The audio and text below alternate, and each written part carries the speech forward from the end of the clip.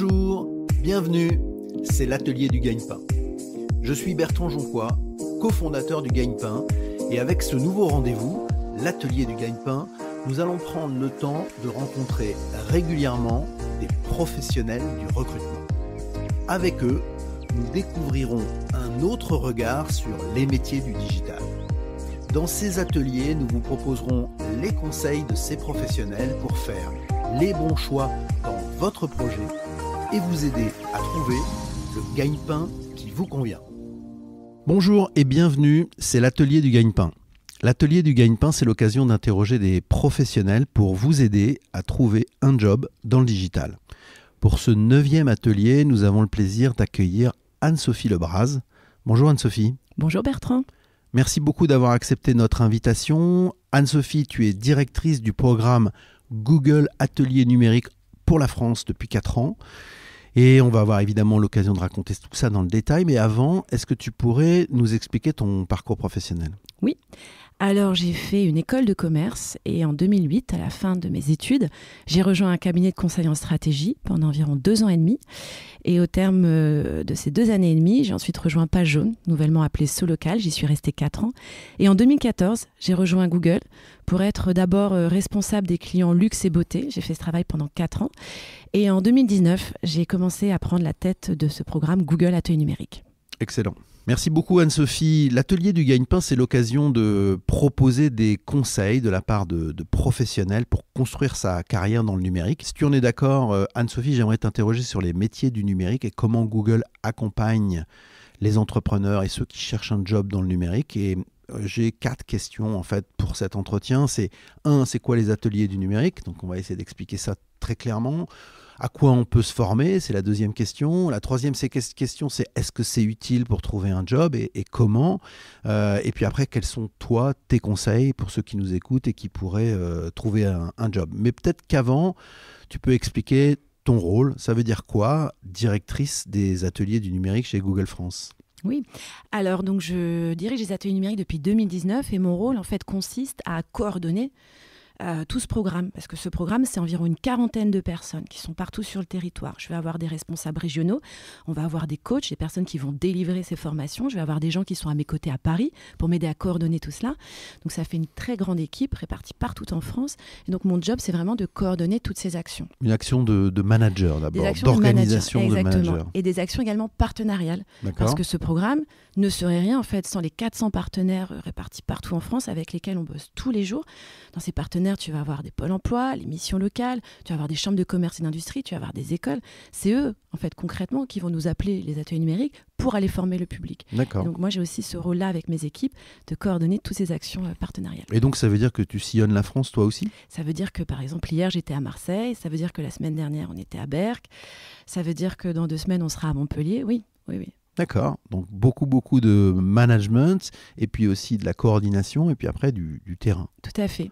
Alors j'ai des équipes évidemment qui sont sur le terrain, mais ça m'arrive en effet régulièrement d'aller avec mes équipes pour les soutenir dans ces actions de formation. Ma première question, je pense que beaucoup de ceux qui nous écoutent se posent aussi cette question, c'est quoi les ateliers du numérique ? Qu'est-ce que ça veut dire concrètement et comment ça marche ? Alors ce programme, il a été lancé en France il y a 11 ans, en 2012, on l'a d'ailleurs lancé à Marseille. Et c'est un programme de formation et d'accompagnement aux outils du numérique. Donc concrètement, l'objectif, c'est quoi ? C'est que si tu as des questions sur les outils du numérique, que tu sois commerçant, artisan, demandeur d'emploi, étudiant, parent ou juste curieux, l'objectif, c'est que tu puisses trouver auprès de un ou une des coachs Google Atelier Numérique une réponse à tes questions.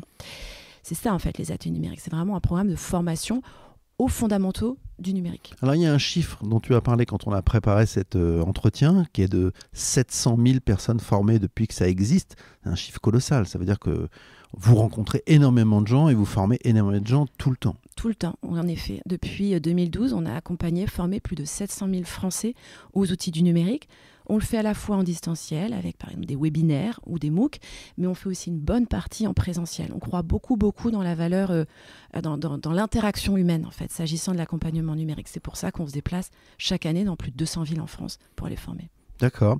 Et tout ça, c'est gratuit ? Tout à fait, c'est sans frais. D'accord, ça veut dire que ceux qui se forment peuvent se former dans les ateliers physiquement quand ils viennent vous rencontrer gratuitement, mais ils peuvent aussi se former en ligne grâce aux outils que vous proposez en ligne. C'est ça. Tu as plusieurs façons en fait, d'être formé par les coachs des ateliers numériques. Soit tu te connectes à la chaîne YouTube où il y a souvent des webinaires en live délivrés par les coachs Google Ateliers numériques, ou soit tu bénéficies d'un training en présentiel, puisque les coachs, comme je disais juste avant, se déplacent tous les jours dans des villes de France. Soit tu peux aussi avoir un coach au téléphone, parce qu'on a une hotline dédiée, plusieurs heures par jour, où on peut appeler un coach pour avoir des conseils. Donc il y a plein de façons différentes de pouvoir bénéficier des Google Ateliers numériques. Et quand on a préparé cet entretien, tu m'as aussi parlé de mini-fourgonnettes. Alors ça, Oui, j'avoue que ça m'a fait sourire. Tout à fait. C'est quoi les mini-fourgonnettes? Écoute, ce programme, on l'a fait beaucoup évoluer au cours des 11 dernières années. Tu vois, on a testé plein de formats différents pour essayer à chaque fois d'être plus pertinent, d'être plus adapté à ce que nos publics recherchent. Donc voilà, typiquement, à partir de 2018, on s'est dit, on va ouvrir des lieux physiques, des lieux pérennes dans lesquels on va s'installer dans 5 villes de France, qu'on a toujours d'ailleurs, à Rennes, à Montpellier, à Nancy, à Saint-Étienne, à Bordeaux, et depuis plus récemment à Paris, c'est le 6e.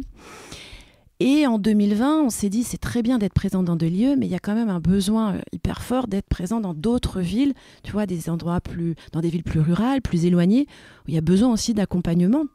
Et c'est pour ça qu'on a lancé ces vannes Google Ateliers numériques. Donc on en a 5. Il faut imaginer que c'est des petits Citroën C5, tu vois, qui rappellent un petit peu Pierrette et son pot de lait aux couleurs de Google Ateliers numériques. Et c'est là-dedans que nos coachs vont aller former des publics très différents dans plein de villes de France. Donc, tu vois, Comme si on allait sur les marchés d'une certaine manière. Mais on va sur certains marchés. Tu vois, il y a 2 semaines, on était sur la place du marché à Dessines, juste à côté de Lyon.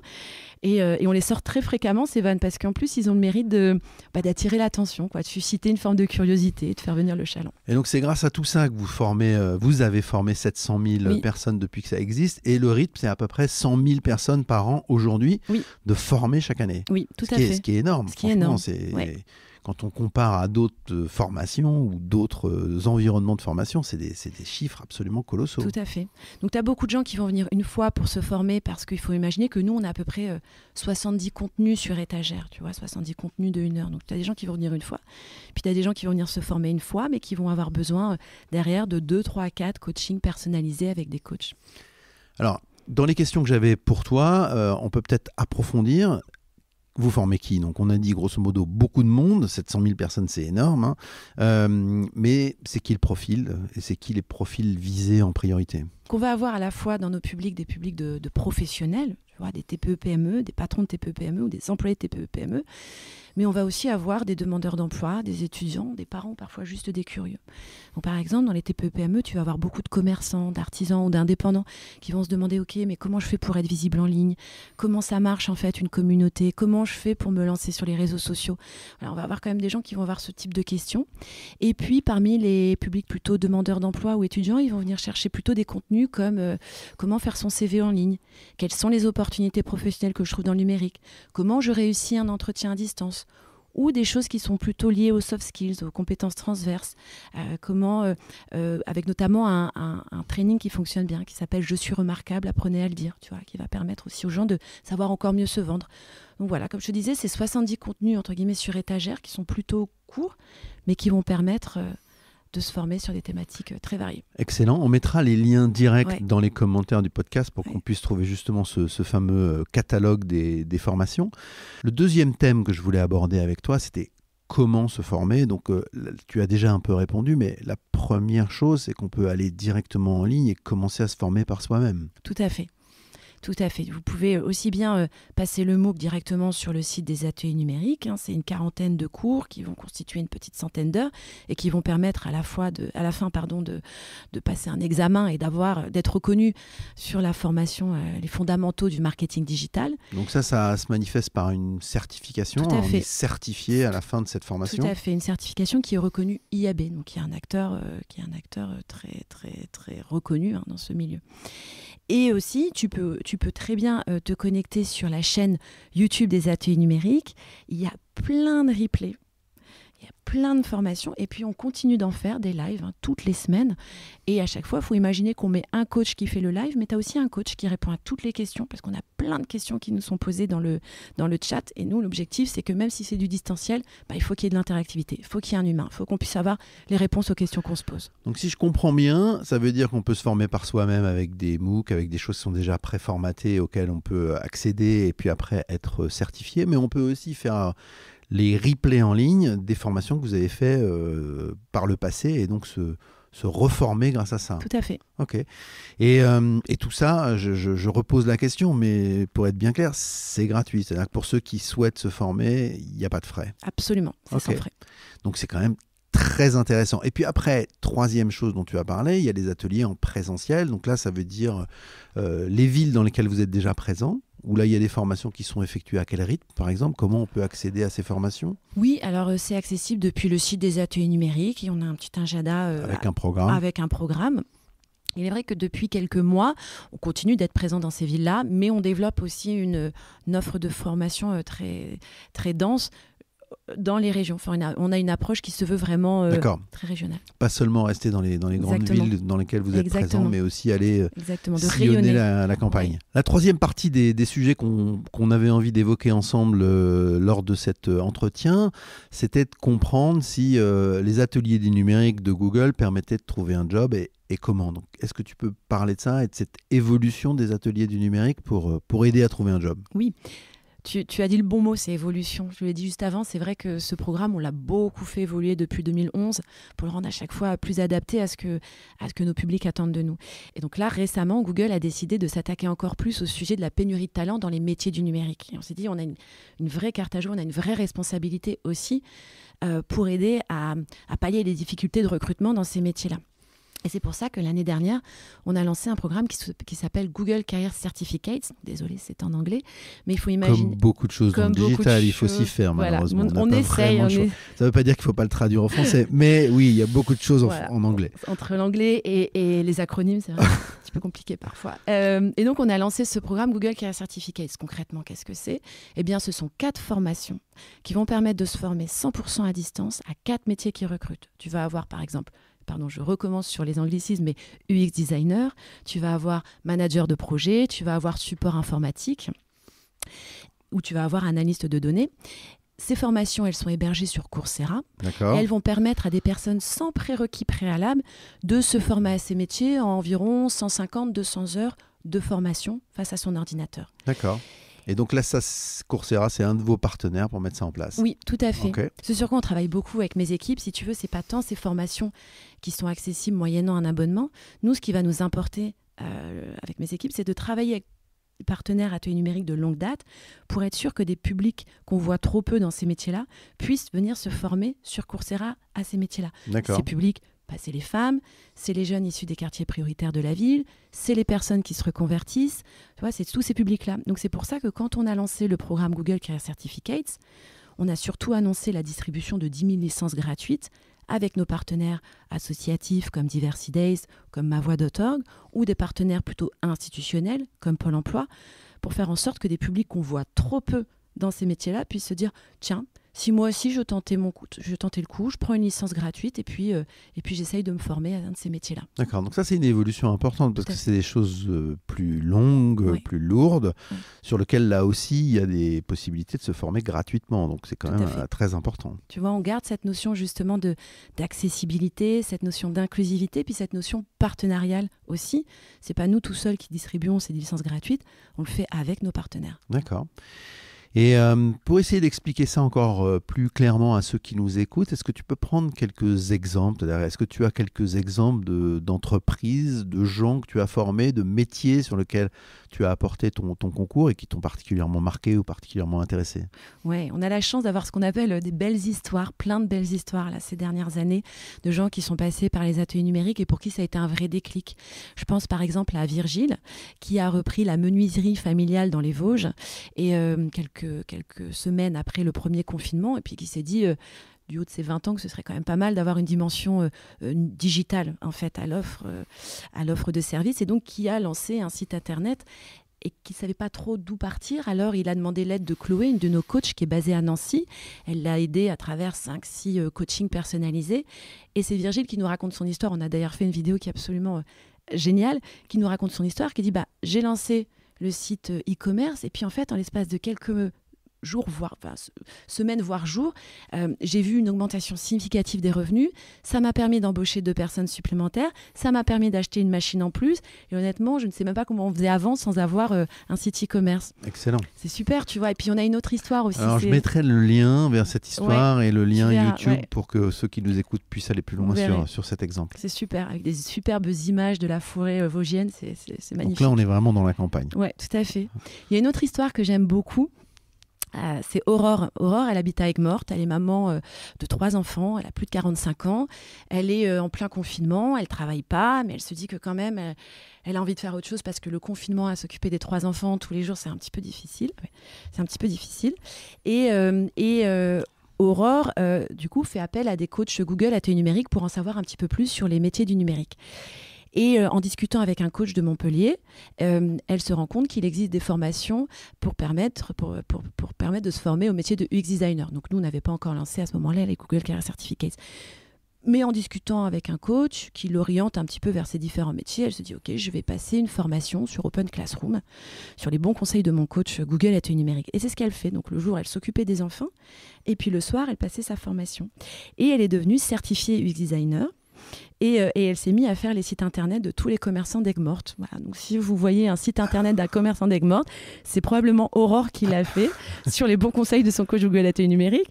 Et elle nous fait rire parce qu'elle dit, moi, il y a 2 personnes qui comptent dans ma vie, c'est mon mari et les ateliers numériques. C'est joli. Excellent. Et donc, effectivement, là, on montre aussi la diversité des âges des personnes que vous pouvez former. Donc, à la fois très jeunes et... Exactement. Plus éloigné des formations numériques classiques, quoi. Est-ce que tu pourrais nous dire quelles sont les toutes dernières évolutions du programme Atelier du numérique de Google ? Oui, alors historiquement, on a ce programme Google Atelier Numérique qui nous a permis de former 700 000 personnes aux fondamentaux du numérique. On a développé les certificats avec Coursera sur ces 4 métiers. Et très récemment, on a lancé le Bootcamp numérique en collaboration avec Origami. Donc, c'est une formation de 15 mois, dont 12 mois en apprentissage, qui permet de se former au marketing digital. On est présent dans plusieurs villes. Mais ce qu'on va annoncer là très prochainement, je l'annonce petit teaser, on va également lancer un Bootcamp numérique spécialisé sur les métiers de l'intelligence artificielle, cette fois-ci en collaboration avec Le Wagon. Excellent. Merci Anne-Sophie. Pour terminer notre entretien, j'avais envie de t'interroger sur tes conseils. Quels sont les conseils pour ceux qui nous écoutent pour les aider à trouver leur voie dans le numérique ? Écoute, j'en aurais 3 des conseils pour celles et ceux qui cherchent leur voie dans les métiers du numérique. Le premier, ne vous laissez pas effrayer par le nombre d'acronymes, d'anglicismes, de dénominations un peu cryptiques et obscures qu'on peut trouver sur ces métiers-là. Je sais très bien que quand on dit SEO manager, quand on dit UX designer, quand on dit traffic manager, moi aussi, il y a quelques années, j'avais aucune idée de la réalité que ça recouvrait. En vérité, il y a quand même beaucoup de ressources qui permettent de comprendre ce que sont ces jobs. Et d'ailleurs, ton podcast en est un exemple absolument métiers, parlant. On les a et traduit d'ailleurs à chaque fois. Exactement, vous les traduisez. Pour s'assurer que tout le monde comprenne. Et c'est hyper important parce que c'est vrai qu'on n'a pas trop fait l'effort globalement, et Google les premiers, de traduire en français ce que ça veut dire.